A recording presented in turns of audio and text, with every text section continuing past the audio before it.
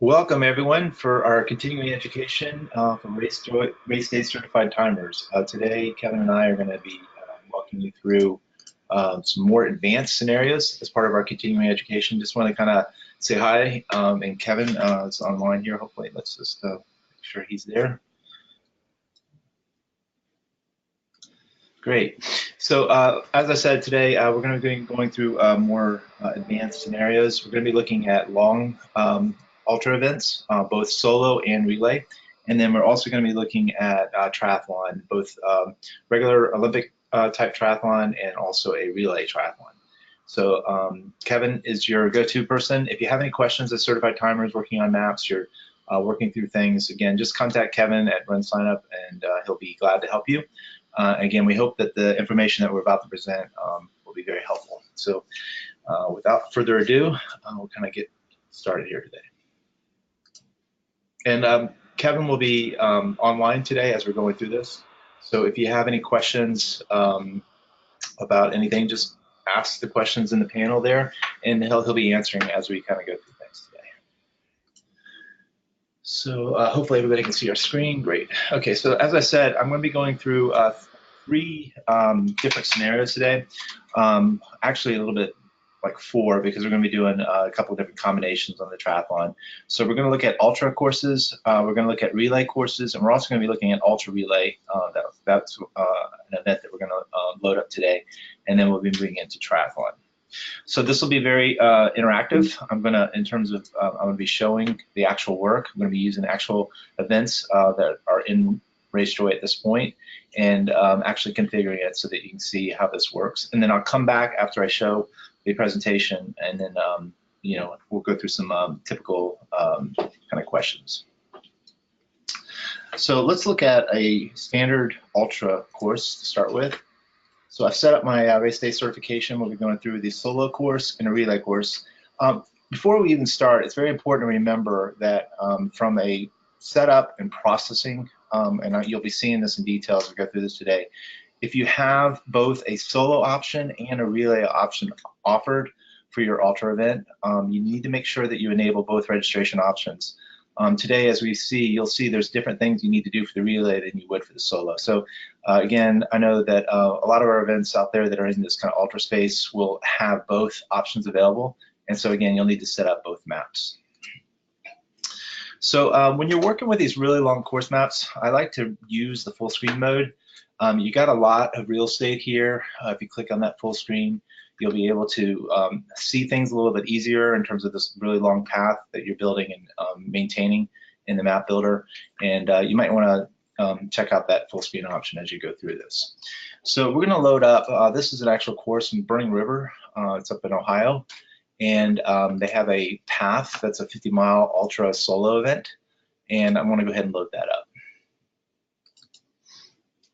Okay, so again, as you work with RaceJoy, again, what we need is a path so that we can build the map off of that, and then you can maintain the map year over year in the map builder. But we do need an initial map path that's built.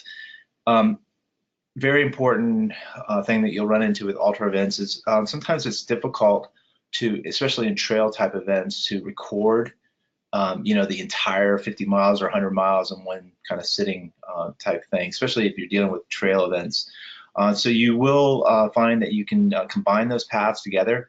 There's a lot of great tools out there for doing that. We like to use Google Earth. You can still maintain all the information, get all the pieces and parts together, and then you just combine it into an overall path.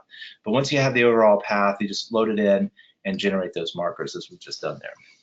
Now, what's different from a solo event and a relay event is, in a minute we'll do the relay.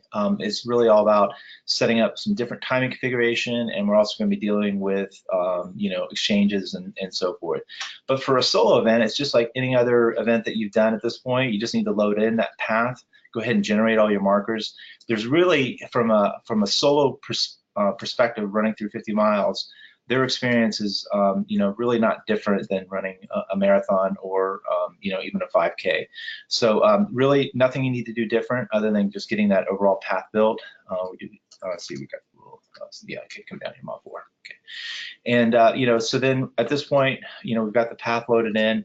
going to go ahead and just generate my my points, all 50 of them. And this particular course is actually distance-wise was measured at 50.6 miles. So we got to make sure we set our finish distance. Been seeing that a few times with working with timers. They forget to kind of set that finish distance. Make sure you do that. And we'll hit save. Things will reorder.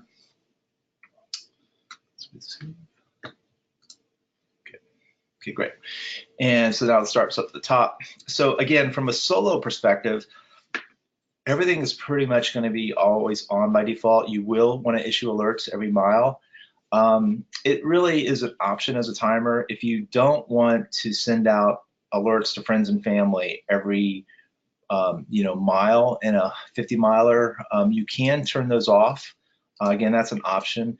We tend to leave on all the alerts for solo efforts because, again, somebody that's working solo miles, those are probably coming, as much as like every 10, 15 minutes, and it's still a good thing for friends and family, just kind of clicking through those miles as they go through their 50. But that is an optional configuration for an ultra solo event. You could turn those off, but everything else you could leave on. We tend to leave those on for most of our solo events. Okay. So I'm going to save that. So that's pretty much all you have to do. Of course, you need to certify your map, and certifying the map will cause the event to go live in RaceJoy once all the courses that are needing to be loaded are certified. So at this point, I'm going to move into the second use case, but just wanted to kind of start out the day here with a solo event and just kind of talk about what's different between a solo ultra and an ultra relay.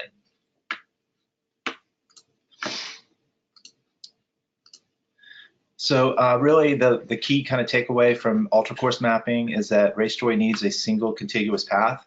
You may need to record your legs separately if you're using some tool to record your paths or make them, and then you will need to combine those into a single path before you load it into RaceJoy. We don't currently support loading in multiple legs. It is something that we've been discussing in development about how we might be able to give you the ability to maintain individual legs in RaceJoy, but at this point, we need a single path. And again, as I said, it's optional. If you want 50, 100 miler solo events, you could turn off the, you want to make sure you keep the audio pace alerts on because, again, you want the participant to get that every mile split alert.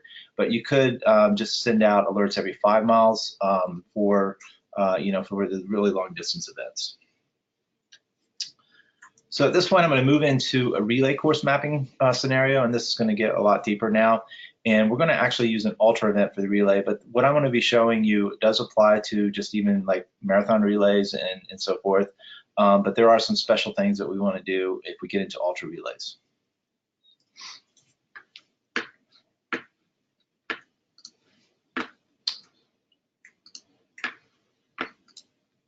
Okay, so I'm going to actually use the Hood Coast event. This event just happened last week.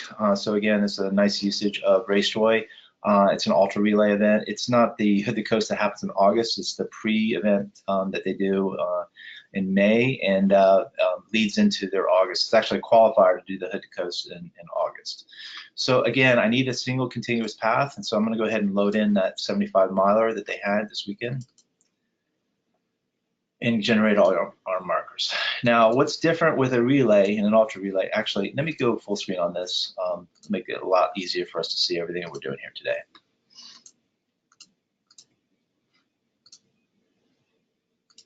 Oh, wrong one. Map.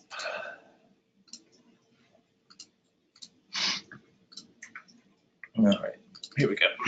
Okay. So again, you want to generate all your markers, but now we really need to do some extra work when we get into like an ultra relay and or even marathon relays. We need to set all of our exchange points. So what you need to do is you use this marker tool up here, and you're going to add markers, and you can just drop markers down on the map because we need to add all of our exchange points. Today, I'm just going to do the first 3 exchanges, and then we will be reviewing the final configuration for Hood to Coast in a minute, but I'm going to kind of just show you doing like 3 exchanges. In this case, often you will have coordinates for your exchange points. It's something that's pretty easy to get. There are some great apps out there just to drop points on a map and know, you know, what the coordinates are. For the hood of the coast, we actually had all the coordinates for all the exchanges, so it makes it very easy. So I'm going to just come in and show you how you can do that if you have the coordinates. So I'm going to set up all my exchanges. And we want to put them in the start-finish layer because it is a start and finish. Give it a title for the pop-up. And then here's where the coordinates can really help, you know, find that location. Again, you can use the map tool, and I'll show you how you can do that in a second, to just use satellite imagery to find, you know, where those transition points are. But I just thought I would show today how we have a tool here to just kind of like pop that over to that point. Make sure you set an icon. We have this relay location icon. That's a good one to use for exchange locations. So I'm going to snap that over and save that. So let's do number 2.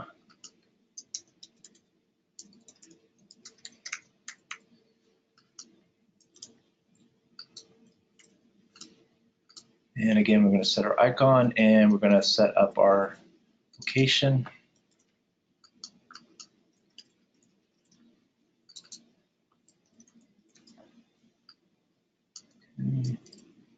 And pop it over there. That's exchange 2.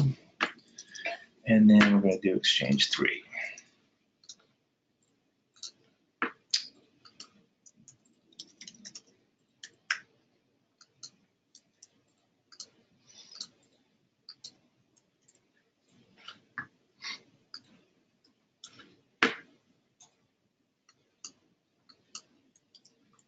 Oops.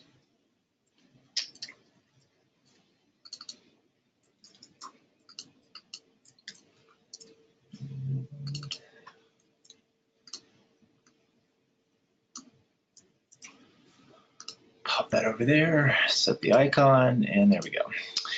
Another way, of course, you could set your markers is just, again, using that hand tool. You can just move them to that location using your satellite imagery. So again, if you knew that the exchange was at this elementary school parking lot, and you just needed to you can just move the markers around and kind of get it set. It's important, especially in these ultra relays, you'll often find that there'll be a whole staging area where vans can park and so forth. And you have to think about where you're going to put that exchange. We recommend highly that you put the exchange as they enter in to that area that you've set up for that ultra relay.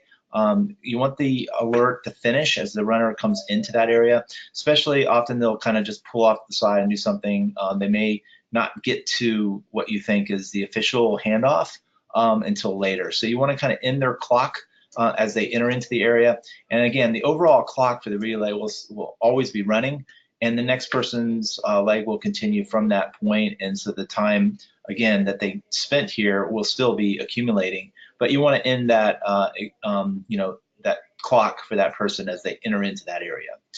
So this is a good, you know, location for that. Good kind of setting for that exchange point. So the other things you need to do on an ultra relay is get all those exchange points in. You got all your markers, kind of setting up this overall path. And then now we're kind of ready to move into setting up our timing configuration. I like to, especially for these really long events, there's a lot of work that goes into like getting all those points and all. Kind of save your work as you go. You can just say ignore, you haven't done your timing configuration, it's fine. But that way, if anything happens and you're just kind of moving things around, and you just aren't going to lose all that work that you're doing, especially as you start building these very long courses. 200 milers are very common for us.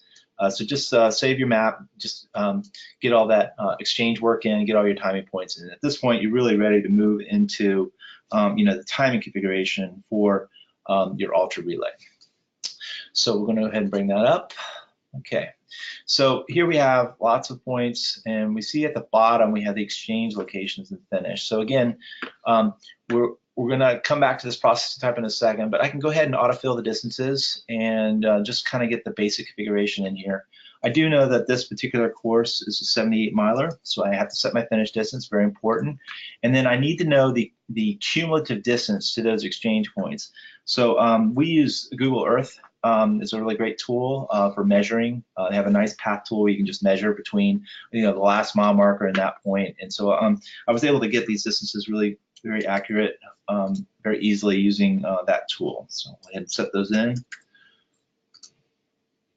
and then 18.97. Okay, so at this point, I'm going to go ahead and save my distances. So I should see everything kind of start to fill in, and I've got all those exchanges. Now this actually had 12 exchanges, but I did the first 3. Again, as you fill all those in, they would all be appearing in your list for the distances as you go through this. So this is where things really deviate between a marathon relay and an ultra relay. And what I'm going to show you now, this is an ultra relay over 75 miles. It's a configuration for an ultra relay, and then we'll look at like a standard relay, how that would be different. So what we're going to deal with is like what we call like these points that we want to send alerts and information out, and those are the and then the others are those intermediate points where, you know, really it's just noise to send out too many alerts for these ultra relays. So the configuration that we recommend is that for you want to have progress alert on for all your like maybe multiples of 5, and then the exchange points. So this would be very, very common kind of a configuration for an ultra, having it on for every 5, and then the exchange points. And so you're going to be issuing alerts, and there'll be team alerts. It'll say the name of the team. The team is at mile 5, the team is at exchange 1, mile 10, exchange 2, and so forth. And that's what is being sent out to all the friends and family and all the spectators for this event. Now the runner is getting audio split alerts. They're still getting every mile their information about their last split. They're also getting information about, based upon their current pace, the time for them to get to exchange 1. So it's telling them that every mile. So you want to make sure you keep your audio alerts on for the participant, and it's giving them good performance stats, and also telling them based upon their pace when they will finish their leg. So this would be a very typical kind of setup for an ultra relay. And then when it comes to your leaderboard, again, just like with your progress alerts, you really don't want to have all these data points in your spreadsheet. It's just going to be way too noisy. We see a lot of events, they'll just have only the exchange points on their progress board. And so it just shows the team progress, the first team to get to exchange 1, first team, you know, get exchange 2. So that would be one way. Or you can just match what you're doing with alerts and say every 5 miles and every 10 miles, I want a team roll up report and you know, have that on for my progress board in monitoring. So this would be, again, a very standard configuration that I'm going to set up here for the first 2 exchanges. The other thing that has to be done is we need to set up the information. Again, this is a relay course, and that this relay course has exchanges and where those exchanges are. So you need to make sure you set this processing type to relay for this, and we need to say what points in our timing configuration are the actual exchange points. This will set up what's called the leg configuration for the participants to select which leg they're doing, and controls everything in terms of like how they start their legs and which leg they're starting and so forth. Again, this would have had 12 different leg points, but you know, I've just set up the first 3. Very, very important. Make sure that you set the exchange point. Finish is an exchange point. It's the end of the final leg, and it will be the anchor leg. And so that must be on for the last, leg. And so I'm going to set that up, and then I'm going to hit save. So what you see is it will automatically populate legs for the leg selector for the participants. And again, if this had had all 12 legs, the anchor leg would have been leg 12.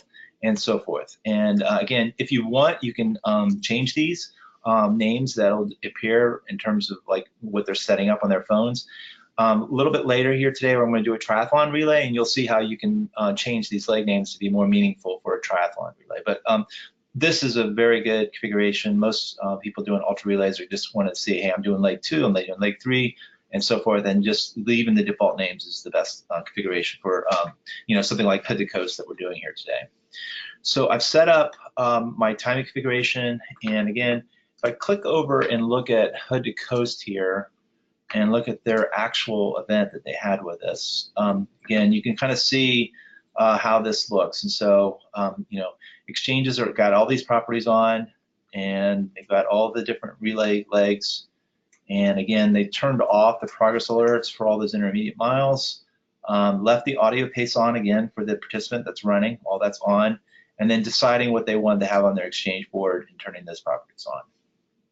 Okay. There's one other aspect that we deal with when we're looking at these really long events, especially we get into 200-mile events and so forth. And I'm kind of setting up this course here, and again, it looks pretty good on a big screen like this. All these different mile points, I can kind of see everything really well. The problem that you have is that, remember, for friends and family and everybody, they're looking at everything on a phone. And so, if I'm tracking my relay team and I'm looking at the map on a phone, actually, it's completed. Let me go look at the course map here.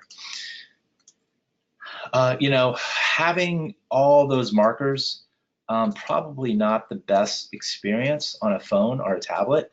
You're just really wanting to see your relay team where they are in relation to that exchange point, maybe those every 5-mile points and so forth, but really don't need to know every single mile, 11, 12, 13, 14, 15, and so forth. It just gets to be very difficult to kind of see all that on a map.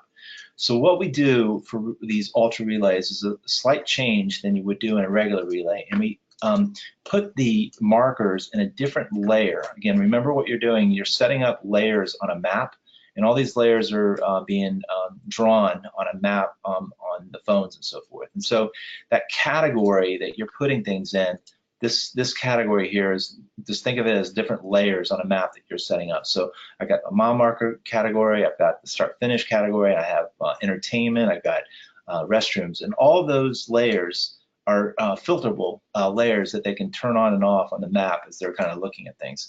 By default, we will have all the layers on except these special layers. We call them the audio marker layers. And so those will be off by default, and so again, makes for a nice experience on the phone. So when setting up a ultra relay, we really highly recommend for courses that are 75 miles and up, 50 miles, that you come in and do the following pattern, and that is, again, we're going to have every 5 miles exchange points will be in their standard layer, but we're going to turn all these intermediate points into a different layer on the map. And so what we do is we just start walking through these, 1, 2, 3, 4. We just follow a pattern here, and I want to just do this pattern. So go down, and you just walk through your map and kind of put things in the layer. So it's really easy to remember because you're kind of going in, again, multiples of 5 will be on, mile marker, and then I start over again, 6, and then I just put that into audio 1, and then I put 7 and so forth. And let's go into this.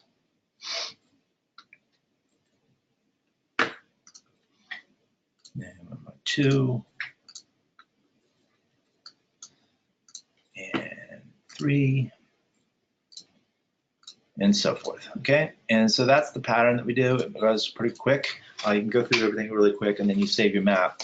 When you do that, then you will get HUD to coast view you see here. This will be the default view. Again, if somebody really wanted to like turn on the intermediate layers, they could do that, and they could see all the different intermediate points on a map. Again, you can see how this would not be the best experience when you're tracking somebody all of these miles and stuff. It just doesn't make for a great experience. So that's why we recommend for the ultra relays, go through and turn off all your intermediate markers, put them in these other layers, and they'll have those off by default. So that's what we need to do for an ultra relay.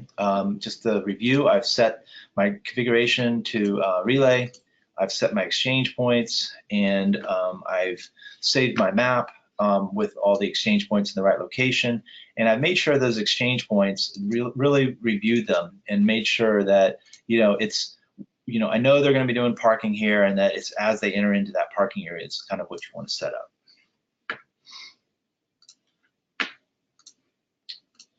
So if you're doing standard relay course mapping or ultra course mapping, either one, you want to make sure your exchange points and multiples of 5 are set to the start finish category. Your progress alerts are on. Keep the audio pace on for all the points so that you're not going to turn that off. Set the progress board on for those. And very important, make sure that the finish point is an exchange point. That's the last leg of the relay, and make sure that it's on. And then for ultra, a little bit different than a regular relay, we go back and we set all the intermediate miles to be those audio layer 1 through 4, and turn that off so that we don't have all those markers showing on the map by default. We turn off progress alerts for those intermediate points. Again, just too many alerts going out every mile doesn't really make for a great experience. And we also don't want to show all that data on a leaderboard. If you're doing just a regular marathon relay, you would just leave all the default configuration on. You're fine having every mile and having everything on. You definitely want every progress alert to go on every mile, 26 mile, because again, someone's just running 4 miles and they want all those alerts to go out. And again, this is what a configuration would look like, very typical for an ultra. Kind of turn those things off, and you would have your exchange points on, and you have your leg names showing. And again, the last point is finish. So some things to consider when you're doing these, again, make sure the exchange points line up with where they're entering into those exchange areas. If you do put official course signage out for mile locations, which will be very typical in a marathon relay, make sure the mile markers are corresponding with your course signage and certification. That makes for a great experience. The alerts going off as they get in proximity to that signage and not being completely off. And so they're seeing what they're hearing. And again, we've had this issue in some really remote areas where the exchange point might not have any functioning cell service. Not going to be really great for people that didn't get the stuff loaded up on their phone. If they've got it all loaded on their phone before they move into that area, then they'll be okay. They'll be able to hit start. But if you know that there's like no cell service in a given start point for exchange, you either need to instruct them and make sure good instructions have gone out about making sure that everybody's got RaceJoy in the event loaded into their phone before they move into that area, or you would probably not want to put an exchange point in that location. You'll have to skip that one. So the third scenario that we're going to cover today is for triathlon course mapping and the special use case for triathlon, and we'll be going through what's needed to do to load in a triathlon. So for this scenario, I'm going to use an Olympic distance triathlon. Going back to my certification event here. And we'll go ahead and load this in. Again, I'm going to go full screen. And I have an Olympic path. Now what's different about triathlon, again, just like we saw with the multi-legged relay, we need a single electronic path for the bike and run. If it's duathlon, run, bike, run, that's fine. You just need to build an overall contiguous line, green line for that. And again, Google Earth is a great tool. If you have the individual pieces, you can kind of quickly go into Google Earth, load it in, and then just edit and put those together into one path. And so actually, I hit generate, yeah, okay, good. So I went a little bit quick there. I loaded the path in, I hit the generate. And so what we see here for this triathlon course is that they actually do this bike. They actually do 2 loops of this, and that gives them their 25 miles of biking. And then they do a couple loops around this lake here, and that gives them their 10K run. We don't map the swim because again, they're not going to carry a phone through the swim portion. So really doing all the different run and bike segments. And again, duathlons and different configurations are definitely well supported. Just need to build that overall path. Now, where things go different with triathlon is there's a little bit more map work that you need to do before you go into timing configuration. So really important to kind of get all your map work, get all your kind of your markers set up before you go into timing configuration, and that's what I'm going to do today. So what we do in triathlon is for the bike, we really don't want all these markers. For the bike portion, we only want to do markers every 5 miles. And then for the run, of course, we want to keep our markers to go every mile as we see here. So we'll be going through that. And the other thing we need to do on a triathlon is we need to designate the following key points. And so we have a transition area down here. We need to designate the overall bike start locations and the bike finish locations, and then the next finish. So what we're doing in triathlon is what's called a multi-segmented technology. The alerts are all going to be for each segment. So each segment will have different alert technology. The alerts will be in different coordinates, like miles per hour. They will also, as the participants going through, they'll be getting information that they're this far on this segment. So that's the bike. I'm at bike mile 5. And then my estimated time to get to bike finish. So each, it's kind of like a relay in the sense that they're, the performance stats they're getting are specific to the segment that they're on. And so when I move to the run, I'm going to be told that I'm at run mile 2, and my estimated time, not to finish the triathlon, to run finish, is going to be also being spoken to me. So it's really broken down by segment. So if you did have run, bike, run, it would be time to get to the first run finish, and then time to the second run finish, and so forth. So in order to set that experience up for your participants, you really need to do your configuration of your markers correctly, and then everything will work well for the participants. So I know that the transition area here for this particular triathlon, they actually bike out here. So one of the first things I'm going to do is I'm going to start renaming things. This is the actual bike start, and I'm going to set that to be in a start finish layer, and I have a good icon. I know that they're going to come back through here and that they're going to finish the bike here as they enter into transition. So again, using my hand tool here, I need to add another marker, and I need to designate this to be the bike finish.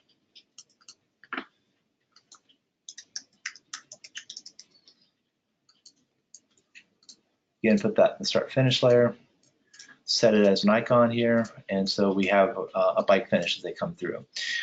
This is just a straight Olympic try, so there's only 2 segments, and I know that they're going to be exiting out here. They're going to run the 10K, and they're going to finish the overall triathlon here. And this is not going to be, this is going to be run finish, so we're going to call that run finish. Okay. In a minute, you'll see how all these different namings will make a lot of sense when we're setting up our time configuration. Now, what we want to do for triathlon is, like I said, right now, the way the tool works is we generate every mile. So we have these extra markers. And so real quickly, I'm just going to go through on the bike. I'm going to remove everything that's not a multiple of 5, just real quickly. I don't need all this extra information. I don't need to worry about it when I get to time configuration. And I'm just going to go through and quickly clean up all this here. Just click through here. And leave anything that's a multiple of 5.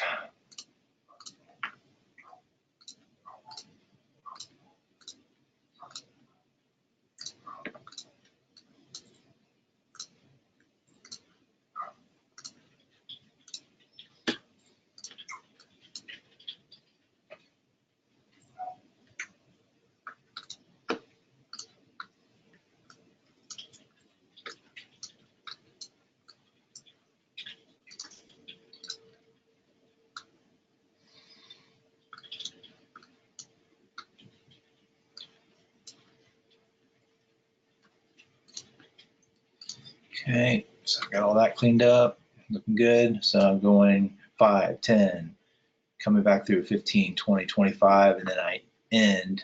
This is actually a little bit more than an Olympic distance, 25. Normally the Olympic is 40K on the bike. This one's actually been measured at 25.9, so we're going to have that finish distance we'll be setting here. And they exit the bike at bike finish at 25.9. Okay, so we're going to come in here now, and we're going to go back through those points that we set, and we're going to, again, we want to have a nice experience with them as they're going through. And so what we do is we put labeling on this, and this will carry through into your timing configuration. And I'm just going to quickly add prefixes on all my points on what segment I'm on. So I know this is a bike segment. If you had a triathlon again, duathlon, or you know, you're going to have different prefixes based upon what segment you're on. So I know this is my bike segment. So I'm going to set all those prefixes, and I probably forgot to do something there. See? Yep, I did. Again, this is the pop-up that shows on a map. If somebody clicks on a point, the pop-up details will have that name also. So you can kind of keep those the same. Okay, and this configuration that I'm doing will carry forward into your timing configuration in a minute. So what I'm showing you today is pretty important on triathlon. If you don't want to have to do things twice, is get all your markers right first before you do your timing. So get your map right and then go into timing. Okay, so we're going to come down here now. We've got to fix up our run. So we know they're going to finish here at 25.9. So I'm going to go ahead and get rid of this 26. And then they're going to come through and they're going to start their run, do a 10K. And so the first mile of the run is actually going to be this point here. So this is not really mile 27. This is really mile 1 of the run. So we're going to label it. So this is run mile 1. And we want to change the icon so it looks good on a map, and so they know, oh yeah, that's the run. That's when I'm on the run. So they can see it when they're previewing the course. So we're just going to walk through this and change all the other ones. Okay, that's my 2. This is my 3.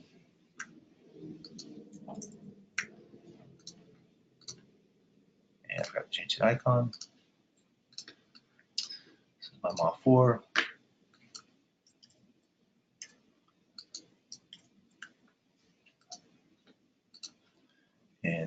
10.5.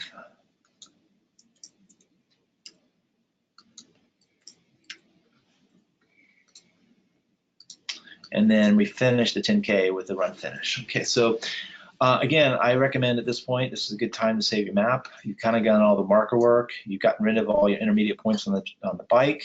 You got them every 5 miles on the bike. You got your run all set up. You've got your bike start, bike finish, and run finish. You got those 3 key points. So I'll go ahead and save my map here and ignore, because I know I'm going to do my time configuration now. Okay. So when we come in here, you can see that everything is kind of set up here, and show why that happened. Oh, it's because I was playing with this event before. Let me just close out of that. We can go ahead with this. I was doing things, so I got duplicates in here, but I'm going to go ahead and autofill my distances. Let me go ahead and, yeah, I can do this. Yeah.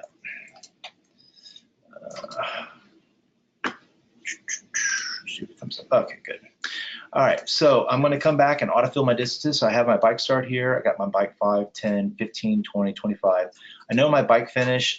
This should have come in as blank. I had been playing with this course before the webinar today. But I would have had to set this. So I know that my bike is measured at 25.9. I need to set that. Then I come in, I set my run. And this is where we need to really understand triathlon and what we need to do with time configuration. So the defaults that autofill in are not right. So we know that we finished the bike finish 25.9, and a mile later we're out on the run. So this would actually be 26.9 we need to put here. And then run 2 is 27.9, and run 3 is 28.9, and then 30, 29.9.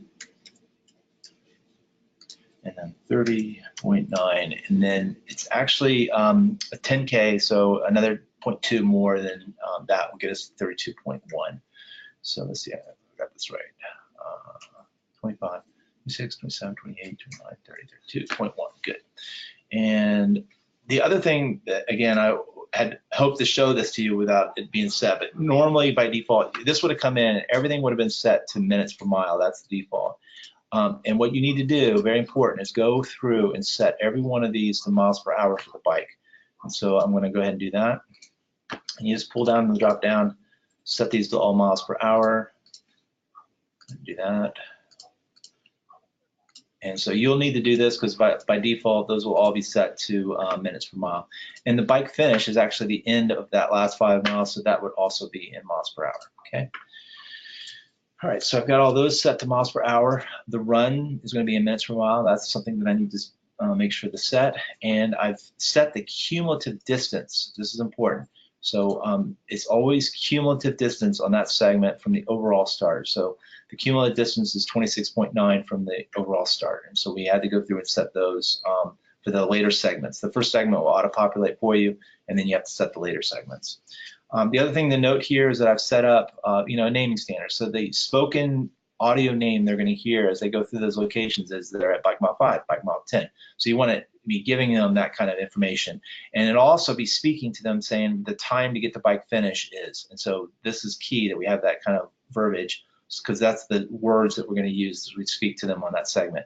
And then when they're on run mile 1, they'll say they're at run mile 1, their time elapsed in that segment, and the estimated time to get to run finish.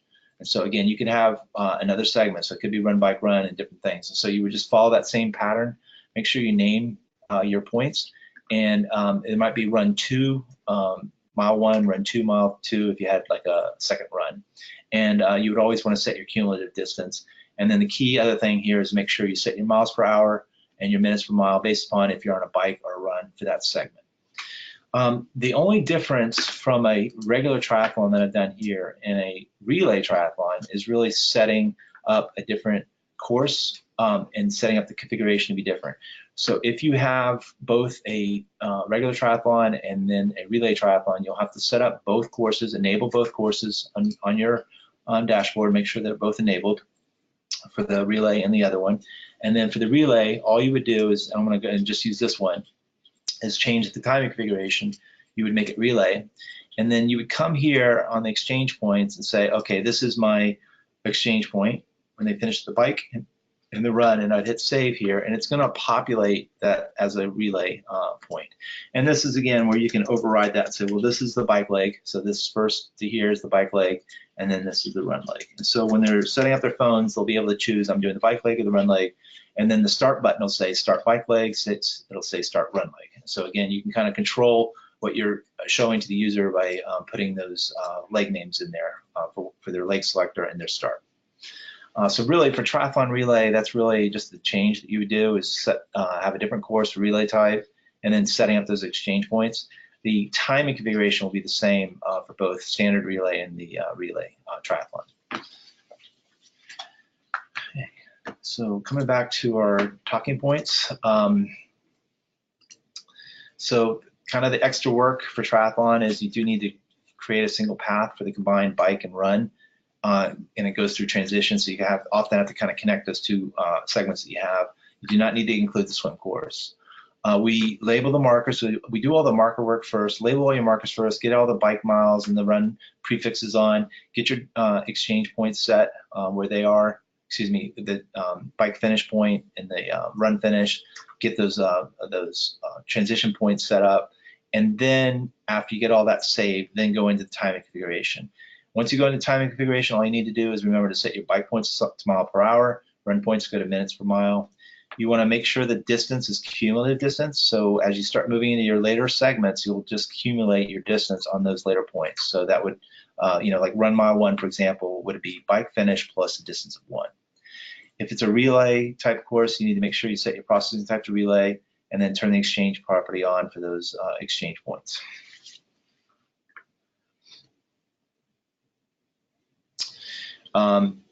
So this is a very typical configuration you'd see for a standard triathlon, and it would look something like this.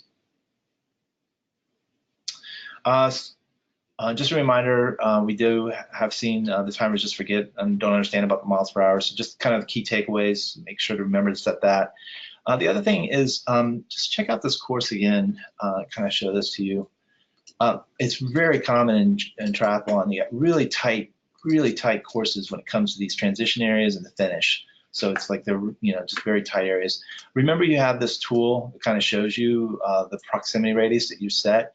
So it's pretty common in triathlon that especially if they're running back over each other, we might lower our proximity for some of these points. And so again, you can do that very easily. Like I could set this down to 35 meters.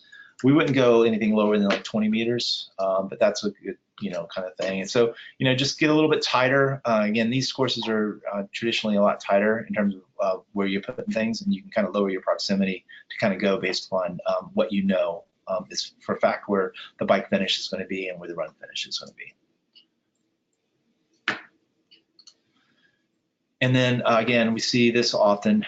Don't forget to set your finish as the last. It is the anchor leg of the relay, and make sure to set that exchange point on. So I'm going to jump over to our webinar panel now. Just come back online here and see if we have any questions. And